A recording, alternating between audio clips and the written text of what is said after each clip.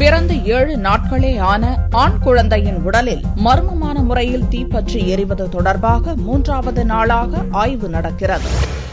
விழுப்புரம் மாவட்டம் நெடிமொழியனூர் கிராமத்தைச் சேர்ந்த ராஜேஸ்வரி கர்ணன் தம்பதியினருக்கு பிறந்த குழந்தை ராகுல். பிறந்த நாள் முதல் திடீரென ராகுலின் உடலில் மர்மமான முறையில் தீப்பற்றி எரிந்தது.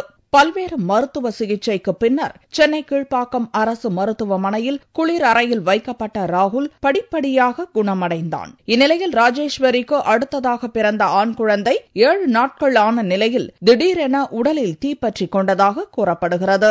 மொழியனூர் ஆரம்ப சுகாதார நிலையத்தில் அனுமதித்து தீவிர சிகிச்சைக்கு பின்னர் விழுப்புரம் அரசு மருத்துவக் கல்லூரி மருத்துவமனைக்கு பச்சிளங்குழந்தை கொண்டு செல்லப்பட்டது. இங்கு தீவிர சிகிச்சை பிரிவில் குழந்தை சேர்க்கப்பட்டு தீப்பிடிக்க எனும் தீவிர கண்காணிப்பில் உள்ளது. இந்நிலையில் திண்டிவனம் தாசில்தார் பொறுப்பு வகிக்கும் கோட்டீஸ்வரி தலைமையிலான அதிகாரிகள் ராஜேஸ்வரியின் குடிசை வீட்டில் ஆய்வு நடத்தினர். தொடர்ந்து மருத்துவ குழுவிடம் ஆய்வு நடத்தும் அதிகாரிகள் குழந்தையின் உடலில் தீப்பற்றி எரிவது தொடர்பான அறிக்கையை மாவட்ட நிர்வாகத்திடம் சமர்ப்பிக்க உள்ளனர்.